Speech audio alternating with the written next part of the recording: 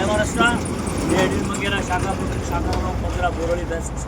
मी आता आहे बोरळीचा ईस्ट जायचं फ्लायओव्हर आहे, त्याच्यावरती आहे मी.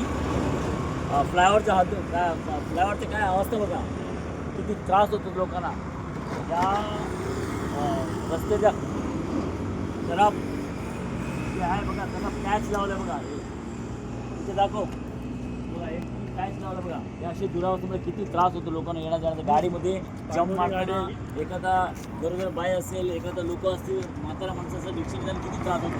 हे बी जे पीचं सरकार 25-30 वर्षापासून इथे सरकार आहे.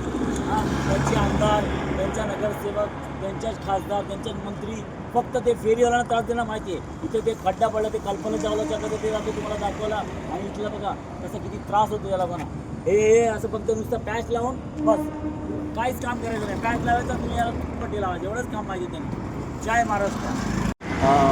असे मोठे पाईप त्या पाणी काय लावत होते ते. त्याच्यानंतर 1-1.5 महिने काम चालू होता. ते काम चालू झाल्यानंतर त्या लोकांनी काय केलं, पॅकिंग करून गेले, पण पाणी परत लिकेज झालं 2 दिवसांनी. त्या दिवशी रात्री पॅकिंग, त्या दिवशी पाणीचं लिकेज सुरू होतं. पण त्याच्यानंतर परत बॅरिकेड लावून परत 5 दिवसांनी काम चालू केलं. आणि त्याच्यानंतर बघा हे असे कारभार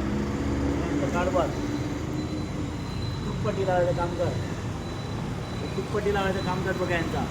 आणि एखादा इथे आता शिवसेना उद्धव बाळासाहेब ठाकरेचा नगरसेवक असला असता लगेच त्या अर्णव गोस्वामी, ते मलिष्का सर्व आले असते आणि बोलले असते बघा बघा बघा शिवसेनेचा उद्धव बाळासाहेब नगरसेवक असताना एवढ्या मोठ्या खड्डा पडल्या म्हणून.